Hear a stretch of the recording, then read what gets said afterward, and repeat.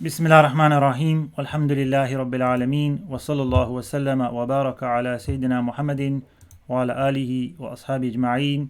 اللهم علمنا ما ينفعنا وانفعنا بما علمتنا وزدنا علما وعملا متقبلا يا أرحم الراحمين. اللهم لا سهل إلا ما جعلته سهلا وأنت يا حي يا قيوم تجعل الحزن إذا شئت سهلا سهلا.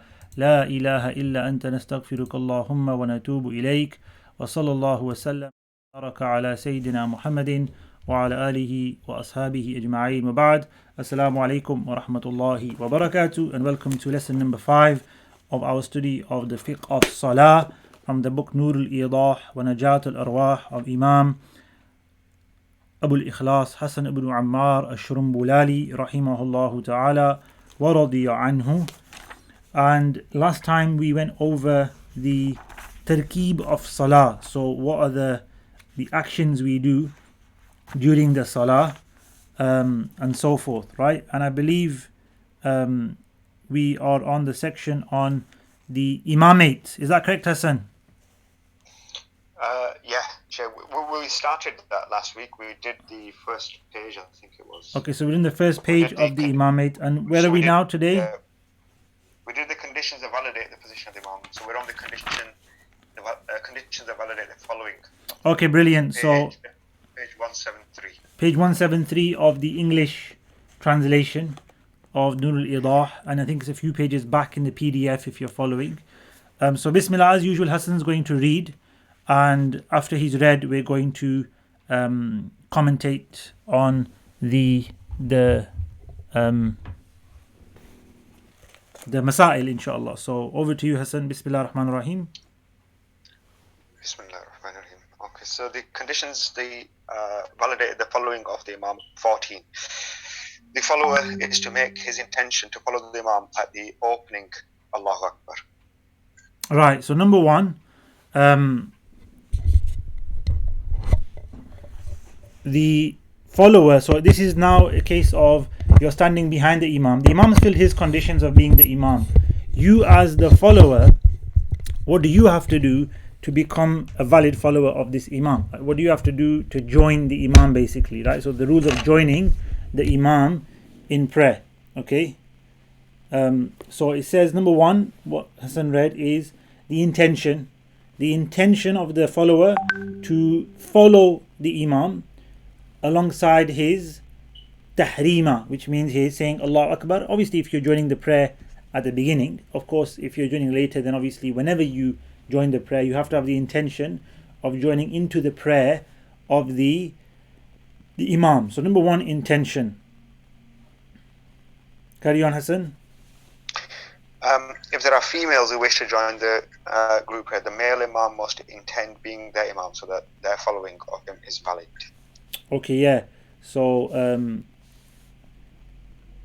for ladies it's different. For men, you can join an Imam without even the Imam having an intention or requiring you to be an Imam for you, etc. For ladies is different in the Hanafi madhab because of a concept called al-muhadat, right, which is mentioned here in the commentaries, is when a lady stands next to a man in the same prayer, the lady may well break the prayer of that person, which is why sometimes they don't pray next to ladies shouldn't pray next to men, because this will cause the breaking of the prayer, right?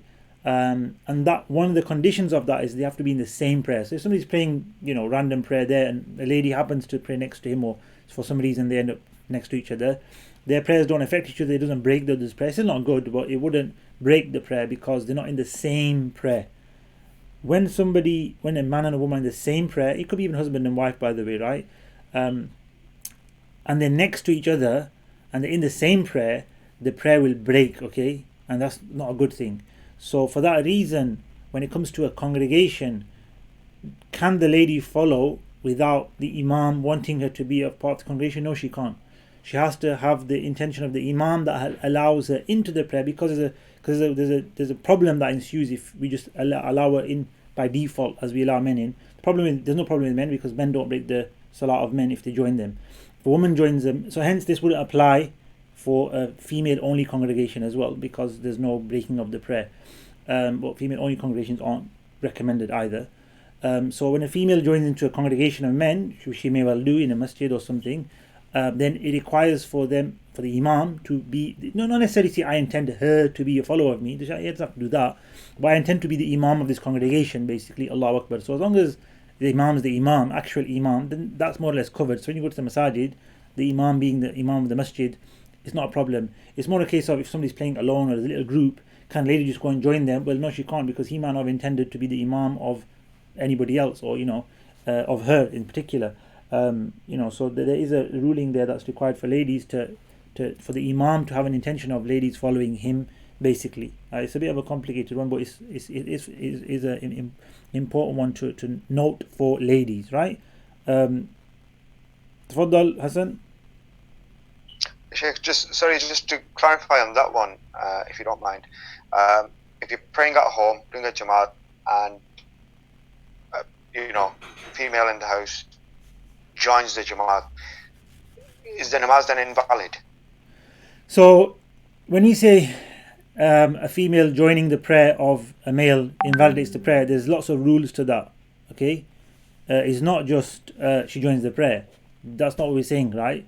We're saying if she joins the prayer and there are several conditions fulfilled. I didn't go into that because there's a lot of details, right? The basic one is just don't stand next to the men, stand behind. As long as you're behind by, let's say, a meter or two, like there's a meter space between your sajda and the feet of the imam, the feet of the men, that's fine. That's a barrier, a meter barrier, right? You're behind them, you're not next to them or next to a man in the family. That wouldn't invalidate anybody's prayer, or any problems would ensue. So if you practice that, that's brilliant, and people in this time and day and age would need to know that. So yeah, it's important we don't stand next to the females when we're praying. Little girls and stuff is okay. There's a lot of conditions. There has to be a mature lady, mature as in pubescent girl, lady, that's standing next to you, that's not so far away from you, etc.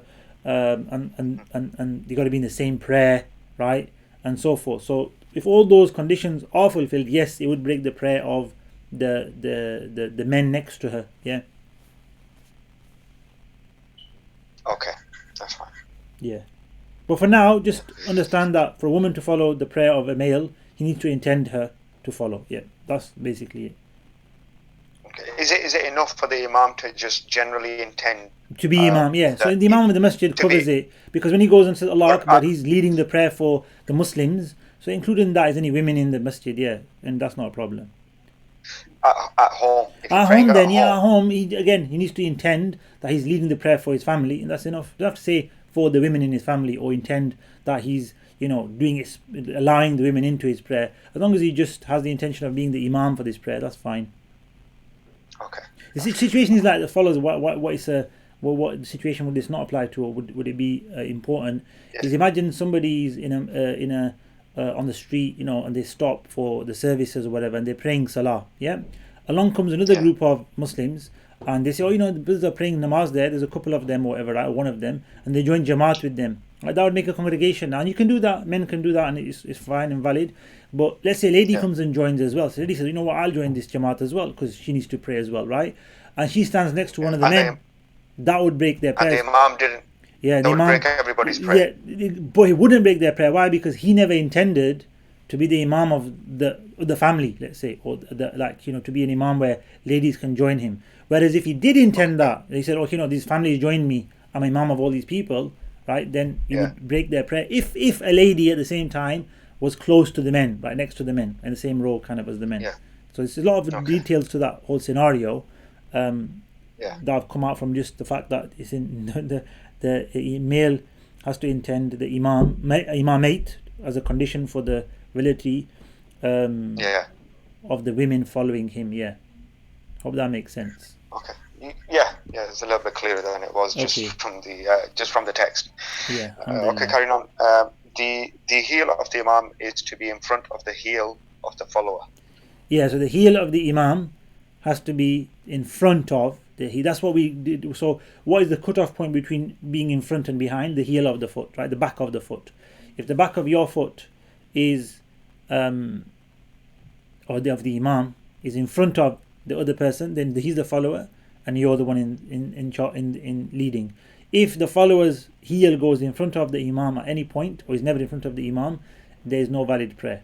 So even if it's for a moment, instant, like a very split second, the heel of the follower ends up before the heel of the Imam, then he will have he'll be in front of the Imam, he's broken his prayer. It's not valid. Yeah. Yeah. Okay.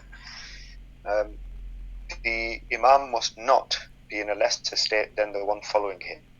Yeah. So the Imam must not be in a lesser state than the one following him. Yeah. So what does that mean? The Imam can't pray Nafil, and the follower pray Fard. Right. The follower has to be in an equal or lesser state than the Imam. Right. Or in terms of like another lesser state would be if the Imam is ill and he's praying by gestures, you're gesturing with his head. He's in a weaker, lesser state than the follower, so you can't be the Imam. He's a lesser state. He's a weaker state. Yeah. Or another one would be if he's got a chronic illness. He's got constant discharge of blood or something, which obviously is problematic. He's in a lesser state than the follower, so he can't be Imam of the people without excuses, right? So anything that makes him weaker in his kind of purification, in his performance of the prayer, would mean he can't be the Imam of the of other people that are stronger than him. The equivalent people can. So if two people are ill and they're both praying by gestures, one can be Imam for the other. But the ill person who's praying by gestures can't be the Imam of a healthy person praying by normal prostration and bowing, right? So that's the rule. Okay, next one.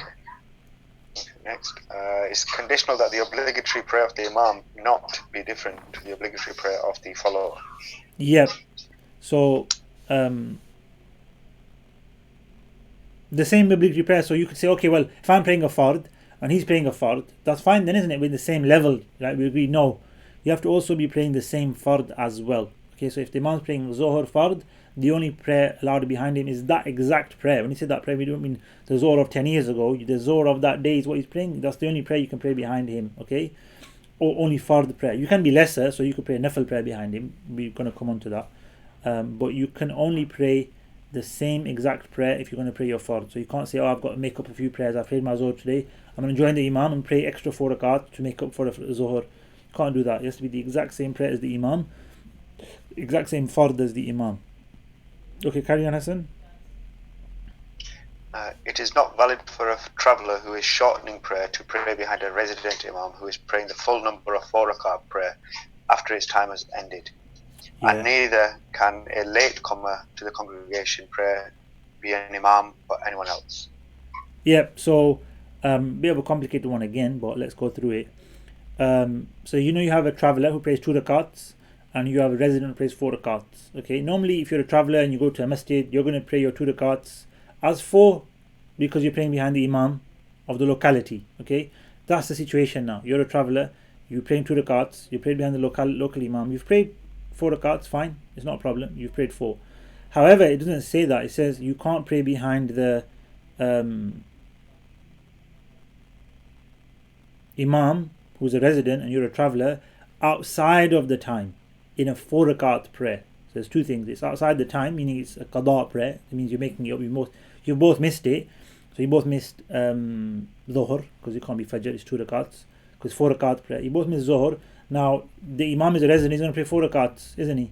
You're a traveller, you're going to pray 2 rakats. But he starts praying and you start praying. So, you missed it as well. Okay, let's pray together. You wouldn't go tell people you missed the prayer. So you're now praying the same prayer together. He's the Imam, he's praying 4 rakats, and you're the follower, you're praying 2 rakats. Or you should be, but you're going to end up praying 4 because you're following the Imam. That's not allowed. Okay? You can't follow a resident Imam as a traveller to make up a prayer together. That's what he's saying. Okay? Because there'll be parts of the prayer where you as a follower are stronger than the Imam. It's the same rule as the previous rule. Where will you be stronger than the Imam? Because you think about it, you're both praying Fard, he's going to read Fatiha, you've both got to bow, you've both got to prostrate. Where you'll be stronger is that at the end of 2 rakats, you're going to sit down and you're going to read At-Tahiyyatu lillahi was-salawatu wa-tayyibatu. Remember, you had to pray 2 rakats. So for you, that's a fard, meaning it's your last sitting, isn't it? You pray 2 rakats, you're doing a fard of your prayer. the Imam's doing the sunnah or the wajib of his prayer, not a fard. He's doing the first sitting because he's going to get up and perform rak'ah number 3 and 4 of Zuhr, and then do his fard, which is the final sitting. Remember we talked about the first sitting being wajib and the final sitting being fard, right? So he's going to do his fard of final sitting at the end of the prayer. So now your prayer was stronger than the Imam's prayer at the time of that first sitting. So you broke that rule, right? You've actually got a stronger prayer. You're following a weaker prayer. That's not valid, okay? Now, the question people fire back at you straight away is, well, why are you allowed to then follow the Imam who's a resident and praying 4 rakats, and you're a traveller and praying 2 rakats, when it's a normal prayer? You know, we do that all the time. We know we pray 2 rakats as travellers, but we end up praying 4 because we're praying behind a resident Imam. You're not stopping us then, are you? Why are you stopping us from doing it after the time, right? You're saying, oh, it's a qada, so you can't do it now. That's what it says right there. The answer to that is, we would have also stopped you. The ruling should be that, you know, this prayer is stronger in certain parts than that prayer. So we shouldn't really pray behind the resident Imam when in the time of the prayer. But we leave reasoning and qiyas when it comes to the text. So if the Prophet ﷺ did that and the Sahaba did that, and that's the common practice of the Muslims, then fantastic, you know, it's done. So we don't put reasoning into it, leave it out, and we say, look, the Sahaba, the Prophet ﷺ, they were residents, so they were travellers praying behind them, or there was travellers praying behind them, or they were travellers and praying behind residents. Whichever way it happened, you know, plentifully, and the Prophet never said at any point you can't do that. He allowed it all. So it's perfectly fine for a resident to lead a traveller in prayer in the time. However, we don't have a single narration where that happened after the prayer time in the qada. And because, you know, you don't go around telling people, I missed my prayer. Have you missed your prayer? Let's pray together. You never do that. So it never happened. We don't have that. So what do? We have to look at that situation separately now. And we have done. And we found that, first of all, you shouldn't go and expose yourself as missing prayers. And secondly, even if you have missed prayers, really, praying to a congregation to make up a prayer isn't good. Right? Make up your prayers alone. And, you know, hence the ruling is, for this situation, it would be valid if you both missed Zuhr as residents. So we both missed Zuhr, we got late or whatever, right? We just meant missing it. You got to pray make up for. We're together. One's not a traveller. We're together. We can pray. But if one's travelled in, one's a resident, then yes, stay clear of each other, and don't pray together outside of the prayer time, right? A qada prayer. So again, like I said, a bit tricky, but hopefully you've got to the understanding of that, right? Hassan, was that okay? You get that? Yeah, no, that was clear. Absolutely. Okay, brilliant. Guys, if you got it, I think everyone gets it. Alhamdulillah. So the next one we said was, which you read was the latecomer cannot also be an imam. So you can't be an imam who's a latecomer. What does that mean? You come to the prayer late, you missed a rakat or more, right? And after the Imam is finished, you're going to stand up and finish your prayer. You've got 1 rakat to make up, 2 rakats to make up. This is what happens in congregation. If you miss 1 or 2 rakats, you have to make them at the end. When you're now making up your missed rakats from the beginning of the prayer, you're going to be praying by yourself, right? Can somebody come and join you and make you their Imam? No, they can't. You can't be an Imam to somebody else if you're already a follower of Imam in a previous prayer. You come out of that prayer, you can't now just say, okay, yeah, come on, follow me. I'm praying another rakat here. You can join me. No, that's an individual. Leave him alone. You can't follow him, right? That's, I think, straightforward as well. Bismillah, Hassan, move on to the next one. Okay. A row of women must not divide the Imam and the male followers. Yeah, again, there can't be a gap, basically. So now there's going to be several discussions or circumstances where we got to identify when we're still with the congregation, okay? So if this is the Imam, this is the people praying, what is the furthest away I can be whilst I'm still classified as part of the congregation? And if I need to get closer to be a part of the congregation, then you need to get closer. If I'm, X distance away, am I still part of the prayer? Is my prayer not valid as following the Imam? So you got to be a part of the congregation. You got to be a part of the congregation, right? You got to be the Jamaat. You got to be part of the gathering. You can't be sitting at home or standing at home praying and the prayer's happening, 2 miles down the road in the masjid. You're not part of the congregation, right? You can't say Allahu Akbar. I've got a radio at home, right? I can hear it. It's not about hearing the congregation. It's about being part of it. Congregation. Are you a congregate? Are you a member of the congregation or not, right? So that's what counts. So first of all, even if you're at the congregation but you're behind ladies, khalas, you can't be part of the prayer, okay? So that's important that we don't have. Again, this doesn't apply, for instance, to Makkah, Medina. Somebody might say, in Makkah, especially Medina, not so much, right? But in Medina, Makkah, without a doubt, if you place somebody at the back, you're going to have thousands or hundreds of women in front of you by the time, you hit the Kaaba, because there could be women praying in different areas and stuff, right? So it doesn't apply there. It applies here. We're talking about in a masjid, right? You're literally there in an area, a few meters by a few meters, or even more. And in that area, there's the men, and there's this row of women, and then behind them is the normal masjid setting. Masjid Haram now is massive and different. Medina has always been like it is, right? It's always been men, women, and then children and women. And even now, there's men and then women to the other side now. So it's always separate. So you've not got a problem when it comes to the women. That's okay in Medina. And Makkah is an exception. But in normal masajid, yes, make sure that you don't pray behind where the women pray. So don't have a hole behind the women's hole, etc. Because in that row of women will cut off the men behind them, and it's not valid for them for the men to pray behind the women. That will cut them off. So it's like a barrier between the congregation. Yeah, a row of women would do that. So if there's just one woman, then the person behind that one person, that one lady, whoever's behind her, maybe there's two, right? So don't have rows of women in front of men. Have them behind, right? It's not valid to have that in that way. Next one, Hassan. A river large enough for a boat to pass through is not to divide one from his imam, and neither are they to be separated by a road which a cart could pass through. Yeah, again, so now we're talking about outside the masjid, okay? So obviously, this depends where you are, okay? You wouldn't have a river flowing through a masjid. You could have flowing under the masjid or slightly through the masjid. So a little stream doesn't make a difference. You can step over it, or you don't get boats into it. But if you can get and I don't think there's any masjid in the world that has boats going through it, right? But if you're praying outside, and there's a congregation, all of a sudden there's a river, Nahrun. That river is big enough for boats to pass through. The people on the other side of the river are no longer part of the congregation. They can't join from the other side of the river. Some rivers are quite big, obviously, and they're massive, but some might be not too big.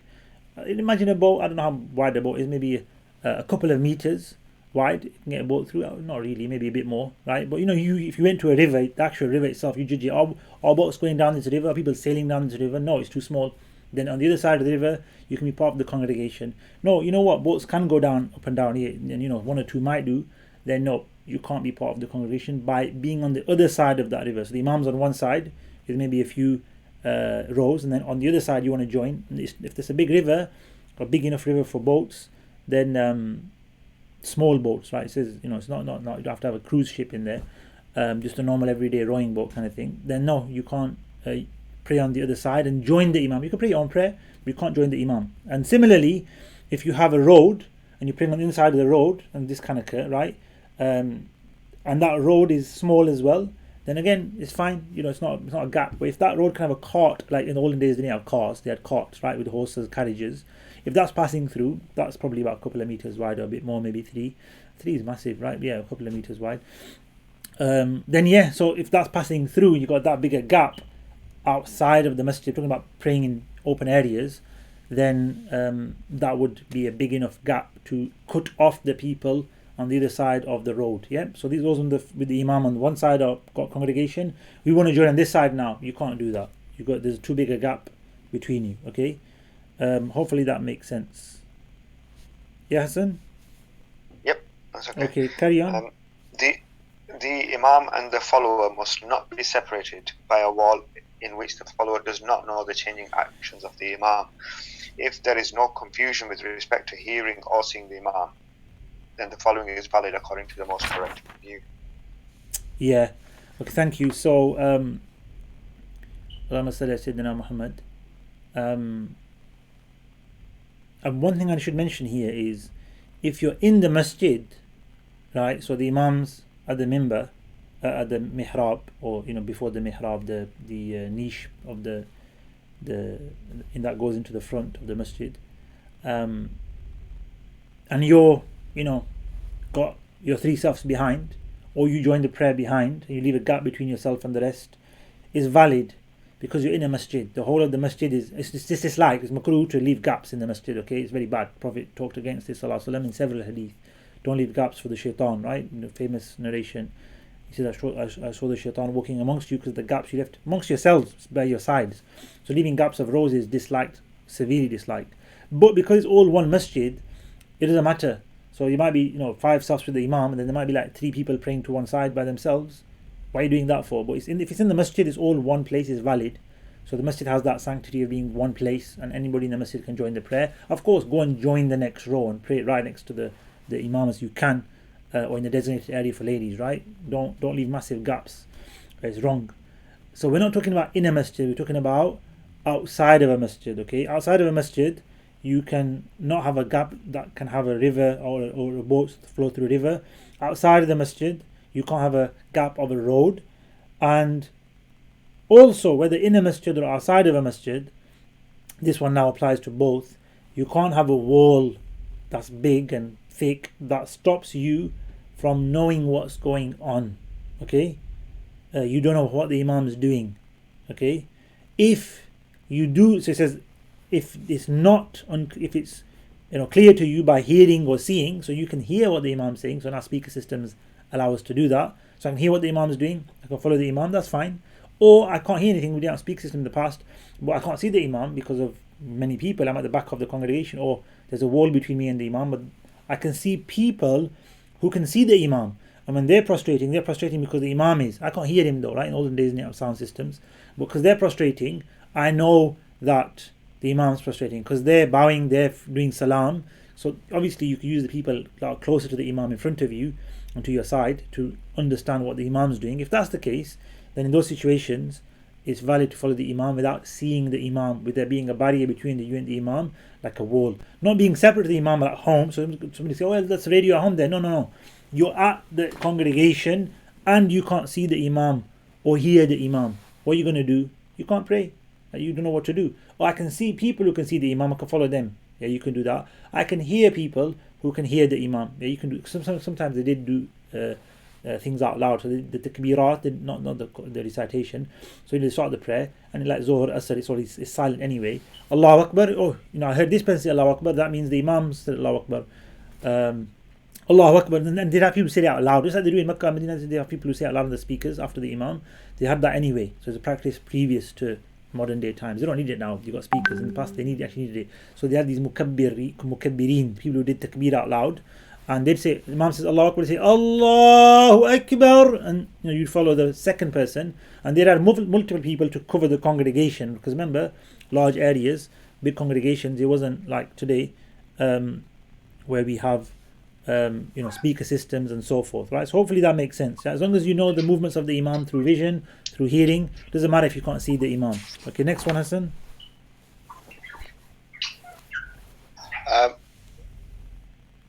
Yeah. The imam is not to be riding upon a beast while the follower is walking on foot, or the follower is riding a beast different to the beast of the imam.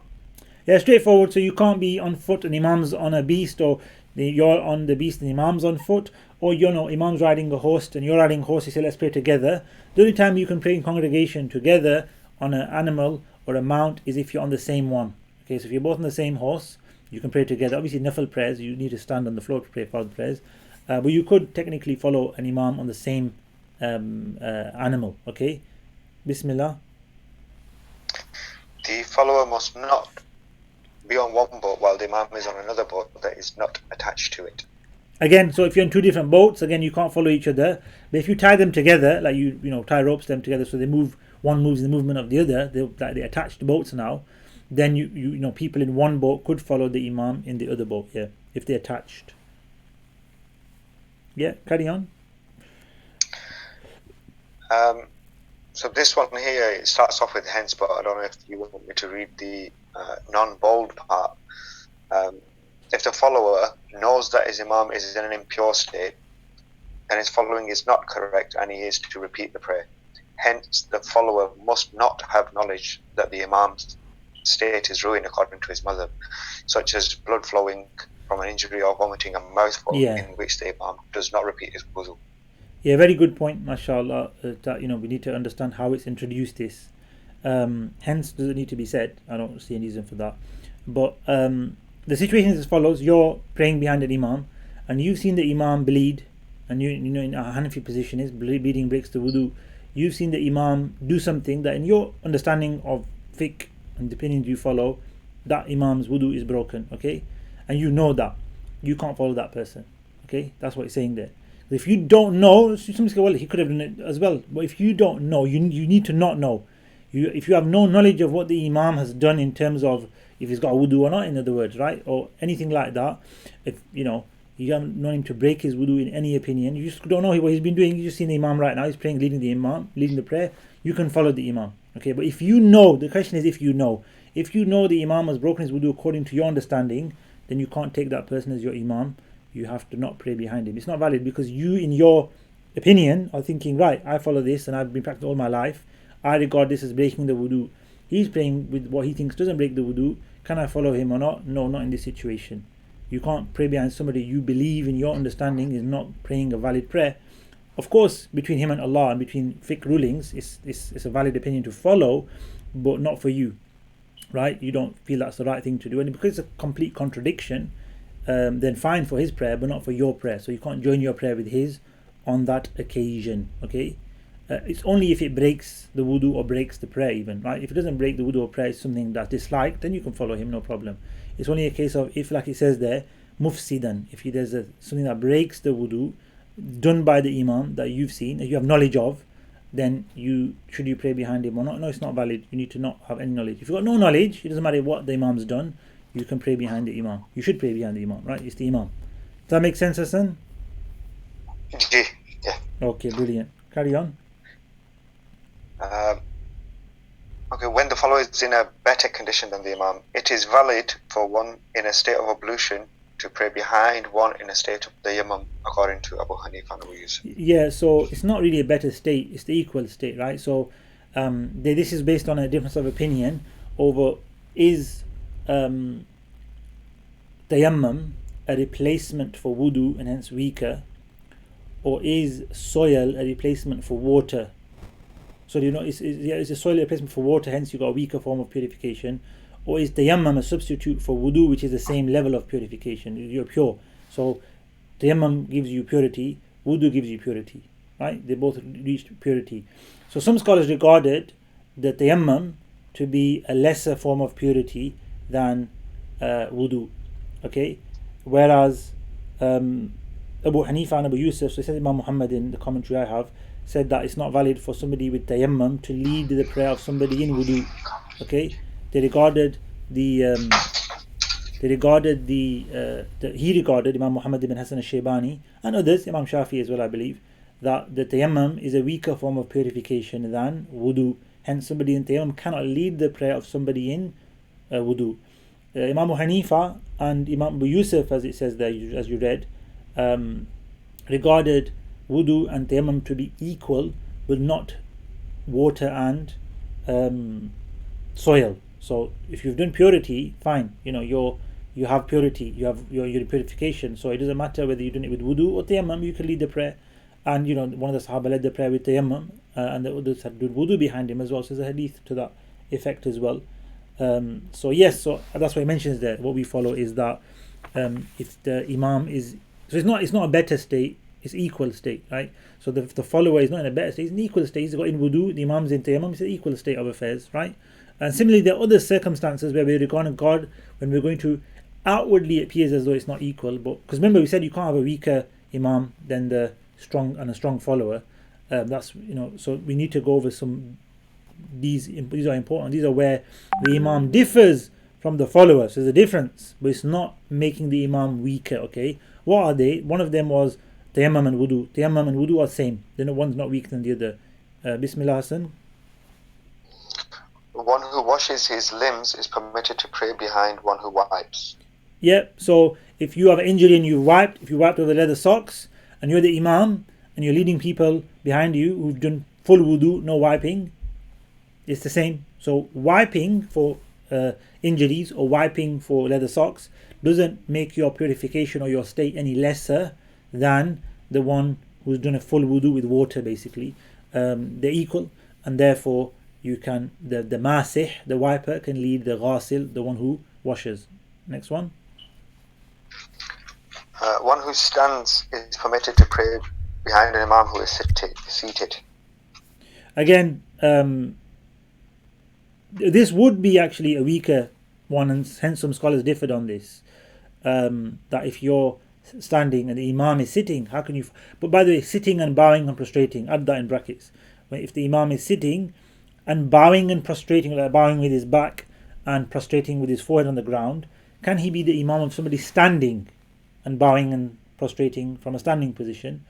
Yes. Why? Because the Prophet ﷺ led the Sahaba in prayer in such a situation. He was ill during his final illness, and he came out and he led the Sahaba in prayer while sitting, and all the Sahaba were standing. Okay, so it shows us that if somebody is sitting and bowing and prostrating, so he was bowing and prostrating on the ground, and the people behind him are standing, then that's okay, that's fine, right? So that is regarded as valid. Okay. Yes, next one, Hassan. To follow an Imam who is humpbacked is valid. Yeah, so what does that mean? So if somebody who is leaning forward all the time, humpback, meaning has got a bend in their back by default, is that okay or not? Yes, it's fine if it's not severe. So if somebody is so severely hunchbacked where they're in ruku constantly, which means their hands reach their knees, it's not valid to follow such a person. That's too far. If somebody's got a slight hunchback, or they lean forward slightly by default kind of thing, then that person can be an Imam. It's not a problem, if that's how his back has become due to old age or life as it is, right? It happens to people. It might happen to us as well.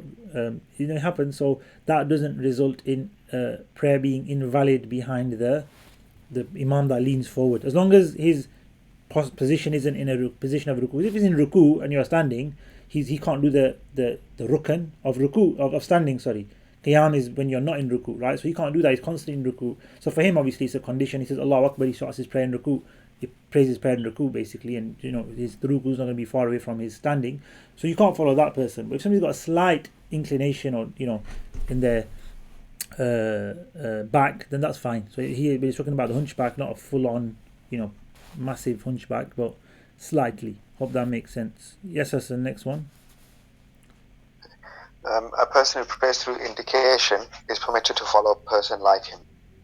Yeah, so somebody prays through indication, we said, who's too ill, can't prostrate. Indication means you're praying like this. So you're praying and you say, Qul huwallahu ahad, Allahu samad, lam yalid wa lam yulad wa lam yakul lahu kufuwan ahad, Allahu Akbar. Subhan Rabbiyal Azim, Subhan Rabbiyal Azim, Subhan Rabbiyal Azim. You have to close your eyes, but yeah. Sami Allahu liman hamida, Rabbana lakal hamd, Allahu Akbar, and you go down. So you're not prostrating on the ground, you're gesturing, and gesturing is really with the head. You don't have to do it with the back either. So he is ruku, he is sujood. Just the neck itself is enough. It might be your illness is in your back, so you can't even move your back, right? So illness and prayer is coming later. We're going to talk about the Salatul Marid, the prayer of the ill person and conditions, which it happens to people, and they get illnesses or operations happen and they can't bow, prostrate, eye operations happen, you can't put the head on the ground. What do we do in these circumstances? There's a whole section on the prayer of the ill person. But just for the sake of this mas'ala, if somebody is ill and praying with gestures, then what do we do? Or can we pray behind that person? No. Or if somebody else is ill and praying with gestures, one of them can be the Imam for the other. Yeah, they're on the same level now, right? Hope that makes sense. Next one, Hassan. It is permissible to offer a voluntary prayer behind an Imam performing an obligatory one. Yeah, because now the Imam is strong with obligatory prayer, and the follower is lesser with the nafal prayer. So you can pray 4 rakat nafal behind the Imam praying 4 rakat fard Zohar, for instance. 4 rakat fard Isha. They're the two that's going to happen in. With Fajr, it's not going to occur, because if Imam's praying fard Fajr, what are you doing? I prayed my Fajr. Okay, you can't pray nafal after Fajr. Well, I haven't prayed my Fajr. Then you're going to pray Fajr. So there's no nafal prayer at Fajr time, really. And Maghrib, you can't play 3 rakat nafal. There's no such thing as 3 rakat nafal or 1 rakat nafal. So you can't join the Maghrib prayer. That leaves Dhuhr, Asr and Isha. And Asr the same. If you've not prayed your Asr, you're going to join the Imam. If you prayed your Asr, there's no nafal after Asr. So the only two prayers you're likely to pray behind the Imam are Dhuhr and Isha, when you're praying 4 rakat nafal and the Imam's praying 4 rakat fard, which has happened to me. In certain circumstances, you go to a gathering or a masjid, you've prayed and you arrive and they're like, we haven't prayed yet, we got delayed or whatever, and then you join them with nafal. You can't pray for fard twice. You pray as a nafal prayer. Yep, Hassan, next one. If it becomes evident that the prayer of the Imam is void, then one is to repeat the prayer. The Imam must announce to the people to repeat their prayers as much as he is able to. And this is the opt view on the matter. Yep, so you prayed behind the Imam, prayer's finished, and Imam says, oh, I just remembered, I didn't do wudu before I came, I broke my wudu, and I was like, yeah, I got to do wudu before I come, I was rushing to the prayer, and I just prayed a whole prayer with you guys without wudu. Very unlikely, even if it happened, he might not admit it, but hopefully he will. But if that happens, then everyone's prayer is invalid, right? What can you do? So he has to inform everyone as well, yes, to the best of his extent, as soon as possible, so people can repeat their prayers. So يلزم الإمام إعلام القوم. The Imam must tell the people of his mistake, and then they must all repeat their prayer as much as possible. So okay, let's say he had the prayer, and there was 20 people in the congregation, and they've all gone to work now. They've gone to their shops, their jobs, and home. And he's like, which 20 people are with us? So okay, go and start telling people, I'm really sorry, you need to repeat your Zohar, and he managed to get to 18 people, and he's like, who else was with us? Do you know anybody else was with us? He's like, nah, I can't remember anybody else. So you missed out 2 people. What happens to those 2 people's prayer? It's valid. Their prayer with Allah is fine. You doing your best to inform the people. 18 people repeat their prayers. 2 people, you don't know who they are. You don't remember all 20 people behind you, and nobody else remembers 2 people. They don't, it's not going to be normal to remember every single person in the Jamaat, right? And maybe possible for everyone to reach out to everyone else. At the same time, I remember when I was studying this, my teacher, Shaykh Ahmed Khatib, he mentioned that during in Syria and Damascus, one of the Imams, I don't remember which masjid it was, he in Juma prayer, he prayed the Juma Salah without wudu. He forgot. And Juma is not 20 people, Hassan, is it? Juma is, let's say even in the UK it's a few hundred. In Syria is going to be a few thousand, or maybe several hundred. In the Masjid, big Masjid, several thousand, right? The whole city shuts down, or it goes to Juma there. It's a Muslim country, Muslim city, 90% plus Muslims or whatever, right? So all of them are going to go to a masjid to pray, like mass majority, and those that are not going to be at home. So you're going to get thousands in the mosques, right? And the Masjid, or some of them are very big, and they get several thousand, right? They get maybe 10,000 Jamaats on Juma, right? 12,000, 20,000, the big. I mean, Makkah and Medina get, hundreds of thousands, right? So other big Muslim cities get tens of thousands, right? So he didn't pray in a big masjid, luckily. It was a smaller one, right? A smaller one as in not as thousands, probably maybe 1,000 or 2, smaller one, right? So he obviously didn't realize until he got home. And he thought, wait a minute. And he started thinking. So by the time you get home, Juma is dispersed. But you can go back next Juma, can't you? And he said, right, last Juma, guys, I'm very sorry, but this is what happened. But before he did, and he did the right thing, he went and spoke to a sheikh. He said, one of his teachers, he said, look, I led the Juma. It's embarrassing, but this is what happened. I need your advice. I'm supposed to tell the people what happens, right? What do we do? And he said, look, in other schools of thought, in other opinions, and also within the Hanafi school as well, you could say, if you're telling the people it's going to cause a fitna, it's going to cause a massive problem. Imagine you as the Islamic Imam, Khatib, you're going to go now on the pulpit on Juma and say to everybody, last week I got it wrong. Last week, thousands of, someone might say it's courageous and so forth, but you actually got to understand the mentality of people. Okay, yeah, it's courageous and it's good if you did it in front of educated Muslims who know what Islam is and are confident and everything. But you've got lay people, you've got the doctor, you've got the lay in terms of Islamic practices, you've got the worker, you've got this person, you may have ladies, you have so and so. So you're going to cause a lot of uproar in the community. You're going to cause a lot of backlash on yourself as the Imam and your position. So the Shaykh, who's a noble Shaykh, rahimahullah ta'ala, he's passed away. I think it was Shaykh Abdul Rahman al-Shahuri, he went to rahmatullah alayhi. He said, look, it's better for you and the masjid and the Muslims if you don't tell them. And there are opinions, and of course, we look at the maslahah. What is, this is a kind of usul principle. Dar'ul mafasid awla min jalbil masalih, which means warding away harms, keeping away harm, is more important and takes precedence over bringing benefit. So obviously there's an important benefit here, or a good thing, which is people's prayer and rectifying their prayer. Look, you've not had wudu when you led them in prayer, for goodness sake. But there's also a mafsada, a fasad, an evil that comes with it, that the Shaykh had to then judge.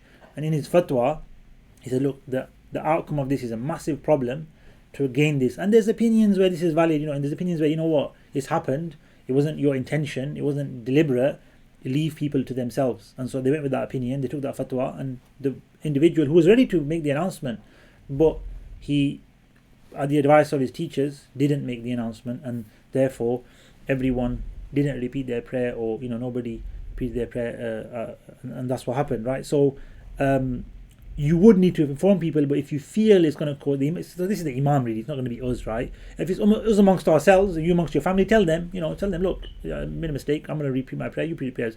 It's not a problem to tell 4, 5, 6 people in your family if you're praying at home right now, or if you're in a small congregation of friends or something.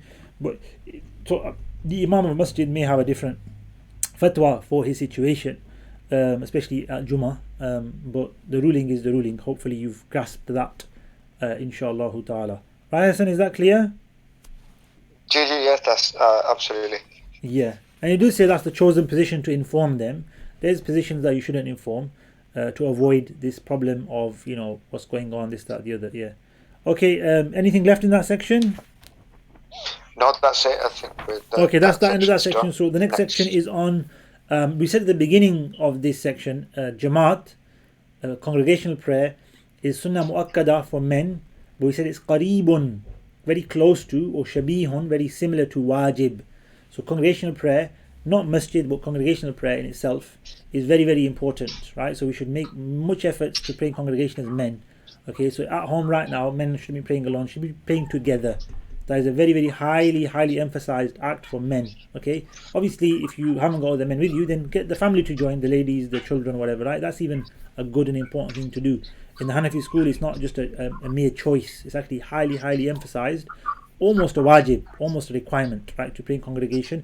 Not the masjid. Obviously if normal times men would go to the masjid, and that would fulfill that, and there's double rewards, one reward for congregation, another reward for the masjid. But congregation is something separate which occurs outside of masajid as well, now in our homes, hopefully, inshallah ta'ala. So try and make congregations as much as possible. So now we come onto a section where, okay, wait a minute, I can't go to the masjid, I can't be part of a congregation, but why not? What's your excuse? So what are the valid excuses for missing a congregational prayer? Off you go, Hassan. Okay, number 1, heavy rain. Yeah, so if you do a few of them together, we'll go through them. Okay, heavy rain. Number 2, in very cold conditions. Number 3, fear from an oppressor. Number 4, darkness. Number 5, one who is confined or imprisoned. Yeah. And number 6, being blind. Carry on. Number 7, if one suffers paralysis in some of his limbs. Number 8, if one has been dismembered, losing his hand and leg. Mm-hmm. Number 9, poor health. Yep. Number 10, if one is crippled. Yep. Number 11, in muddy conditions. Yep. Number 12, if a person suffers from a chronic illness. Number 13, old age. Yep. Number 14, gaining knowledge of jurisprudence. So we'll stop there, Hassan, right? So we'll continue from that one. Yeah. So let's do the others together. Yeah. Okay. Yeah. So all those things we mentioned. So rain, severe rain, that causes muddiness, right? Which happened at the time of the Prophet ﷺ, which happened in the early days of Islam. They'd stay in their homes. Severe cold, fear of an enemy or some oppression or an animal or some harm. Severe darkness at daytime. At night time is always darkness, and they went in the Isha darkness, right?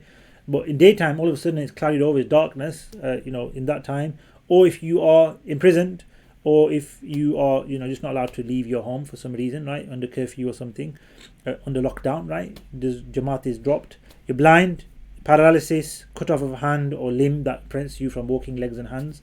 Illnesses that obviously keep you at home, whatever it is, it could be a migraine, it could be anything. You don't have to go to the masjid to pray. Pray in your own time, in your own convenience. Being crippled that you can't walk. Chronic illnesses or constant, all illnesses that don't leave you. Muddy conditions, right? So all these are genuine excuses for you not to go to the masjid and pray at home. Okay, that means do the congregation at home, right? So it's talking about not going to the masjid Jamaat.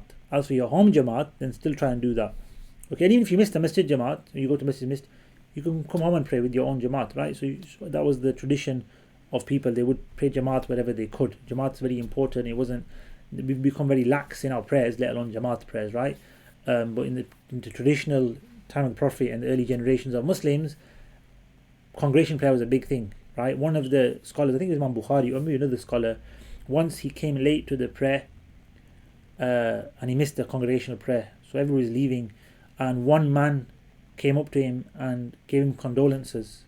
And he said, how ajib is it, right, that if I was to lose my child, all of you would come and give me condolences. Yeah, I missed a prayer in congregation, and nobody has given me any condolences apart from one person. That's what they consider missing a prayer, like losing a child, right? What do we consider missing the prayer or praying congregation? It's nothing to us, right? We don't have an emotion towards that. It's almost, we're dead, right? Cold hearts. We don't have this attachment to our faith to this deep level, because if you do, you're an extremist, or you're too religious, or you're fanatical, or this, that, the other. No, this is the prayer. We're not talking about doing silly things. We're talking about just being internally attached to the greatest act of worship, the coolness of the eyes of the Prophet ﷺ, and praying it together with our fellow Muslim brothers and sisters. So we should be feeling the pain and the hurt of not being able to pray in the masajid. But do we honestly feel that? That's a question we should all ask ourselves. And ask Allah to give us that love of the masajid, love of congregation, love of being together with other Muslims whilst doing acts of worship. But if you carry on now, Hassan, to the other ones. Okay, that was number 14, which is gaining knowledge of jurisprudence in a group, provided one would miss this class if he attends a congregational prayer. Yeah, and with the condition that they're going to pray Jamaat themselves. So let's say, you've invited people over for a class of Fiqh, and you're doing class of Fiqh, like halfway through it's going to be time to go to the Masjid and come back, and the Masjid's obviously, in olden days it was close by, but now it's even further away, so it's going to take 20 minutes, half an hour out of your dars.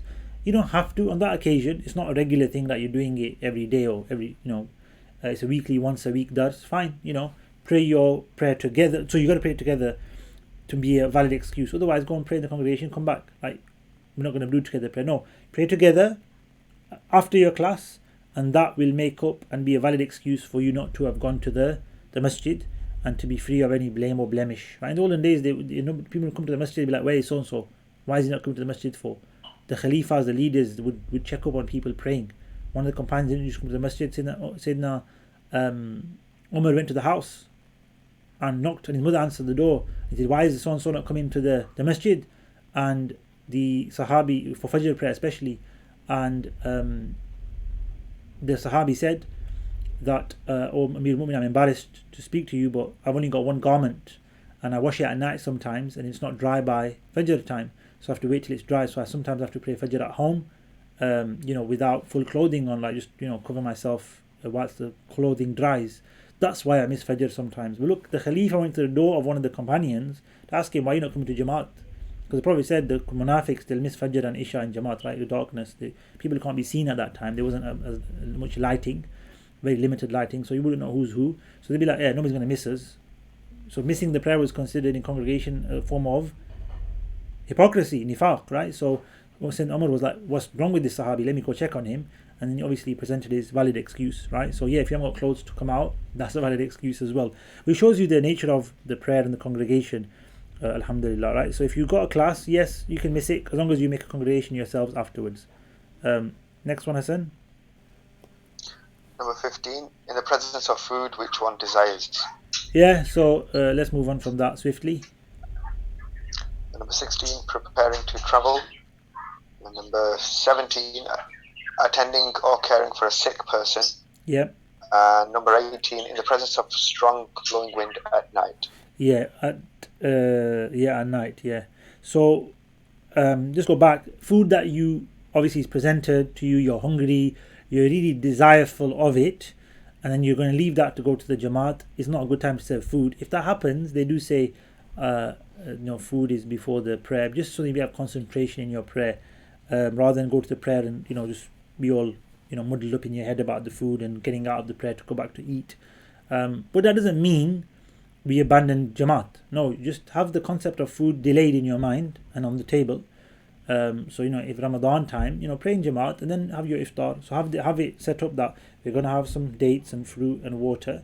We're going to go pray, and then we're going to come back to have the meal and have reasonable portions, and you will be fine. We can't just say, oh, I'm hungry, food is there, let's just delay the prayer or not pray congregation. Obviously, we're not going to the masjid this Ramadan either, but we should still try and pray together and on time. So people often delay the Maghrib prayer a lot just to eat. By the way, just a point on that, you're not supposed to eat for half an hour and pray Maghrib after half an hour. That's not how it works.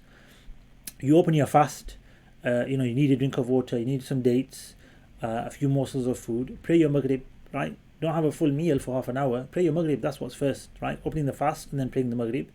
And in Makkah, Medina, when you do the adhan, even every day of the year, and even in Syria, when they did the adhan, there was always 5 minutes. And on Mondays and Thursdays in Medina, they give about 10 minutes because they know it's fasting, and Makkah as well. People fast these 2 days of Sunnah. So there's that 5-10 minutes is what you need. So obviously in the month of fasting, and generally, throughout the year, they give time on every day basically, right? There is an opinion you should delay the adhan and the iqamah at Maghrib time more than just a few moments.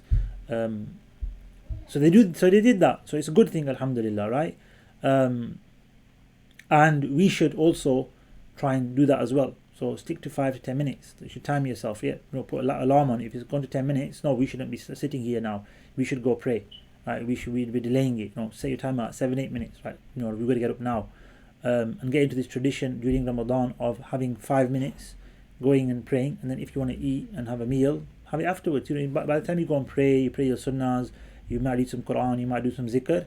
You can go and eat normally and eat with a freedom and not be restricted or worried and so forth. So this is all about discipline, and we need to become disciplined within ourselves because we're spending so much time at home with our families, and we are now influencing, and this is one of the best things ever, I think, or could be the worst things ever, right? In the past many years of our lives, the main influence on our children and ourselves was the schools and was our children's friends and now it's even at home, it's probably going to be the internet, right? But in terms of people influencing your children, it's you right now. So what your children are becoming is a reflection of you. So if they're becoming all snappy and grumpy, that's a reflection of you. If they're shouting out, it's a reflection of you. If they are becoming patient and kind and considerate, it's a reflection of you. If they're becoming resourceful and cooking and cleaning, it's because of you. If they're throwing their stuff around and becoming sloths, no cleanliness, no tidiness, it's because of you. You're allowing that, you're showing that, you're modeling that. So it's really big time. Something needs to be addressed. I think more needs to be said about this, that we need to model the right behavior for our children, for the younger members of our families, whether they're children, nieces, nephews, etc. And even the elder ones who are in their teens. We need to show them how to be productive with their time, and they go off what we do. So if we as adults don't bother cleaning something, they won't bother cleaning it as well. Well, you didn't clean it, why should I? If we don't put our socks in the basket, they'll be like, yeah, you throw your socks around, I thought that was okay. They might not say it out loud, but this is the understanding and the behavior they will build in themselves. So it's really important to help others, to help yourself, to sort yourself out. So if we're not really doing the right things ourselves, then before we shout at our children for doing anything, before we rebuke them, let's model the right behavior first, and then say to them, look, we should put the laundry in the basket, we should wipe up after ourselves, did you wash the glass? No, I didn't. Right, please do, thank you very much. Right, that's what you need to say, and they've seen you do it. So all you need to say, why do you need to tell them off now? You will see them change because they know I've got to model my behavior on the behavior of that person. And this is the biggest support you can give your children. People ask, what can I do to make them do this, do that? Model it, do it yourself, and you won't even have to say it to them afterwards. The biggest support, even as adults, when you're an adult, you want to learn from somebody and you want support to do something. The best way is not them to keep telling you. It's the best way them is to take your hand literally and do it with you. Do it with you, not take your hand and push you forward. You do it, I'm just watching you. Doing something with someone or showing somebody what to do is known as the best, if you look at psychology and stuff, the best way, most powerful way of getting somebody to do it. Modeling behavior, right? So this is something that we need to be focused on and concerned about. So right now, if you're being lazy towards your prayers, your children are building that in their lives so much more than you realize, that they're not bothered about prayers. So don't complain tomorrow when they don't get up and pray and do wudu, etc. And you think, why aren't they doing it? Well, you never did it when you were at home with them 24/7. What makes them different to you? Why do they have to pray and you don't? Right? So really, right now is an important time. I said it's a blessed time. Like I said, it could be a very bad time. because people might not be using it wisely, right? And using it to a detriment to their children more than they actually could have imagined. At the same time, we can actually use it for a massive influence, massive benefit for our children if we do these little things. It's just a few months, and if you think of it, in a few months it'll all be over, inshallah, all being well, or a few weeks even. We don't know how long it is. Let's say a month or two, and everything's going to be back to normal, inshallah, or closer to normal than it was now, and you won't have the same opportunity again. And they'll just go on with the rest of their lives. But if you can utilize this time, then they'll have a memory of a month or two of prayers together, of fasting together, of praying together, Quran together, etiquettes and manners and morals, and that will be in a blessing in a sense for everyone. So in a sense, we need to use this time as a blessing for ourselves as Muslims to really, really reinforce our tradition, our beliefs, our practices, our morals and values within our children. So it could, I'm maybe being a bit, I wouldn't say over the top, but a bit more serious than you might feel. But it could be that these 2 months make or break your whole future of our children and next generation. These 2 months, because this was maybe the only opportunity we were going to get to do it. Tomorrow there's school, tomorrow there's work, tomorrow there's XYZ for everyone. And never will we get a time to sit down like this and influence and look after our children and nurture them in such a proximate and important way. And I don't think I'm being over serious or anything. I think that is the reality. Right now is a massive opportunity for us to do some good. So I wouldn't pass that up at all. I would get serious, I would get organized, I would get working hard. And then you can relax after a couple of months, go back to normal life, right? And send your children to school, thank Allah for teachers, thank Allah for schools, go back to your work, and the routines will go back to routines. It doesn't mean you stop. That shouldn't be the case. It doesn't mean we forget about what we did over the past few months. But it definitely is a time now to make the most of this, right? May Allah give us the tawfiq and strength. Okay, so a little tangent there, but off we go, Hassan, if you want to carry on.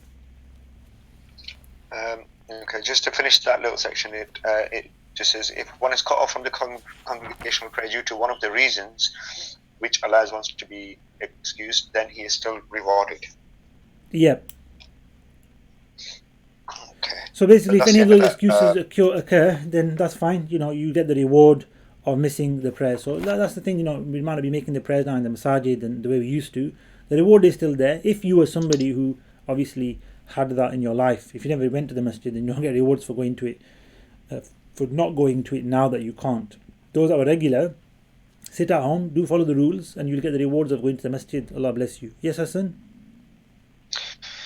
Next section, the most entitled to be Imam and the etiquette of the lines. Yeah, so this is obviously in the olden days where the prayer was actually government led. It was authority, state led. Right? The prayer was part of the Islamic laws, were all part of it. Zakat, Salah, Saum. You probably can't show you're not praying, you're not fasting. Your zakat was collected by the public office, the Ministry of Finances and the Treasury, and distributed. It wasn't like you can give to yourself. And it was all a lot more state controlled, government controlled. So in that time, obviously, and even now to some degree, now it's just the appointed Imam at the Masjid, right? Because we live in the West and we don't live in Muslim countries. But even in Muslim countries, they do have a system of appointing Imams. That's what happens now. In the olden days, they had this kind of, they talked about this mas'ala, who would be the most rightful Imam, anybody can pray and lead the prayer who's valid, who's qualified, but who should be the most rightful, who should be the most virtuous, and so forth. So really, it's just a list that you can apply as much as possible. But at the end of the day, anybody can lead the prayer who's a valid leader of the prayer. So we're going to talk about people who shouldn't lead the prayer in towards the end. Bismillah, Hassan. If the owner of the place is not present among the people, and neither the appointed Imam or a person of authority, then the most learned in the room. Sorry, Hassan, carry on. Sorry, that just cut off then. I don't know if you. Yeah. So if you want to say the most. The most learned in the rules of prayer has the most right to be Imam. Carry on. Number 2. Thereafter, the one most distinguished in the recitation of the Quran. Yep. Then the most pious. Yep. Then the oldest. Yep. Thereafter, the one with the best moral qualities. Yep. then the one with the most handsome face, Good. then the one with the noblest lineage, Yes. then the person with the most beautiful voice, Yep. then the one with the cleanest clothes. Yeah. If all are equal, then they have to draw lots or choose the person the people want. If they disagree, then the majority view decides the outcome. And if they select one who is not the most appropriate, then indeed they have made an error. They made an error, but it's not invalid prayer or anything. As you can see, it goes down to democracy and drawing lots in the end, right? Voting and stuff, right? So basically, it's a case of we haven't got an appointed imam, but a congregation who leads the prayer. If there's a leader, there's an appointed imam, there's an owner of a house, in somebody's house, they are the people that lead the prayer or decide who leads the prayer. Where it's just a random congregation, then you follow that. Whoever's the most knowledgeable, put him forward, the best reciter, the most following of the sunnah, the most, cautious, the most best in akhlaq, etc. So if you find there's several people like that, put one of them forward and that's it. Yeah, everyone will be happy with him, inshallah. If somebody's not happy, as long as they've done the right thing, that doesn't matter. If somebody's unhappy because they've done the wrong thing, then there's a level of isa'a, which means like not doing the right thing, but there's no sin or wrong in what they've, like wrong as in sinful wrong. It's just maybe bad, like the decision at the end of the day, not sinful decision. But at the end of the day, as long as the person is a valid leader of the imam, of the prayer, that's fine. Okay. Next section, Hassan. The imamate that is disliked. Yeah. So The now. imamate of Now we're going to talk about those people that should not lead the prayer. But if they did lead the prayer, it would still actually be a valid prayer. Okay. Who are these people? the imamate of an ignorant slave, the imamate of a blind man, Yep. the imamate of an ignorant Bedouin, Yep. the imamate of an immoral person, Yep. the imamate of an innovator in religion. Yep. That's it. Yeah. So those are the 5 or 6 people or 7 that are the imamate is disliked. Big clue as to why it's disliked: ignorance. So the slave who's ignorant, not a slave who's knowledgeable; the blind person who's ignorant, not the blind person who's a scholar; the Bedouin who's ignorant, not the Bedouin who might actually be learned; the child of fornication who's ignorant; the orphan who's ignorant, not because they're orphans or they're born out of wedlock; the transgressor, fasik, because the fasik, we don't pray behind immoral people; mubtadi, innovator, we don't pray behind innovators and people who make up things in the religion. So these are the reasons why somebody shouldn't be the imam. It doesn't mean it's invalid though. It's makruh tahriman to put somebody forward who's not qualified or not a worthy imam. But as long as he's a Muslim male and prays the prayer properly, then the imamate is valid but disliked, right? So you should avoid the dislike by not following such people. Yep. Next one, Hassan. I think just to finish the section, there's no points on this. It just says it's disliked for the imam to lengthen the prayer. Yeah. Okay. Carry on. It is disliked for naked persons to perform the prayer in a group, and it is disliked for women to gather and pray as a group. If, however, the females perform the prayer in their own congregation, it is necessary for the female imam to stand in the middle in a way that the naked prayer is performed. Yeah, the people who the naked prayer, the people performing prayer without clothes on. Translation isn't too good there. It indicates that the prayer is naked, right? But yeah, so first of all, lengthening the prayer, the fard Jamaat prayer, is not recommended. The Prophet ﷺ would shorten it for people. He would say, let people khaffif, lighten the prayer. Whoever leads it, lighten the fard prayer. Make it proper, nice, smooth, not rushed, but don't make it long and people like, when's it going to finish? I've got to go, this, that, either. So everybody knows there's a good length to the prayer, but it's not too stretched out. Then it mentions that 2 types of Jamaat are disliked. One of naked people, which is going to be very rare, but just for the kind of, what do you call it, like sake of it, if there was, I don't know, a group of naked people somehow, and they wanted to pray together, what do? Right? They pray together, but it's disliked to get together because you're not going to be covering your aura. And similarly, for ladies to come together to pray, it was not practiced in the time of Prophet ﷺ or the early generations, and there's no really thing or practice in Islam of female congregations. Yeah, they can be part of congregations. Yeah, there may be 1 or 2 congregations ladies have done, but it's not a practice that's equivalent to the men, where they come to the masjid, where they have a adhan, iqama, prayers, etc. For the ladies, the rulings are Allah decided, not me or not you and not the Imams or something like that. Allah subhanahu wa ta'ala, the revelation that women's prayer is to be prayed, better to be prayed at home, and they can attend Jamaat with the male congregation. That was during the time of the Prophet ﷺ, often by ladies, so it was common, because they want to pray behind the Prophet ﷺ. If you want a virtue of the masjid and praying in the house of Allah, that's a good thing, and we do need our lady folk, everyone, children, men, women, to be attached to the masajid and to the prayer and so forth. So it's not wrong, although there have been opinions over time that going to the masjid for ladies is disliked or discouraged because of the problems it can cause. Yeah, in some cases that might be the case as well. Contextual, time to time, setting to setting, not all a general rule here. But if ladies do end up performing congregation together, they might have an event where they perform a prayer together. And if they do pray together, they can pray by themselves. But if they do decide to pray together and somebody leads the prayer, one of the women, then the leader of the prayer that is there doesn't stand in front of them like the male congregation. So the imams at the front, and the second row, the first in the separate row, there's the first line, second line, third line. No, they make one line, and maybe if there's more of them, several lines. But the imam stands in the same line. So the female imam, the female leader of the prayer, she's going to be leading. How is she going to be standing? In the same lines, but she has to be in front of them, obviously, because remember we said the heel of the imam has to be in front of the heel of the followers. So she steps forward one step, like a handspan. That's it. So she stands forward about a handspan just to make sure she's in front of everyone, and then she leads the prayer from there. She doesn't go and stand as an actual imam leading the prayer of a congregation.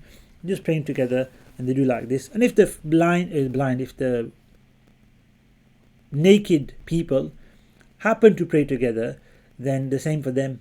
They would also pray as such. They wouldn't stand in rows and one in front of the other. They stand next to each other so they don't see each other's bodies, right? And they would all pray by gestures even and stuff like that. I think we discussed how they prayed before. They wouldn't pray a full prayer, and the imam wouldn't stand fully in front of them. Would stand. It might be males here, right? We are talking about males. But they wouldn't do that. It's actually disliked for even them to pray together at all. Just stay away from each other. Pray privately. Don't come together for the prayer. Comes back to that principle.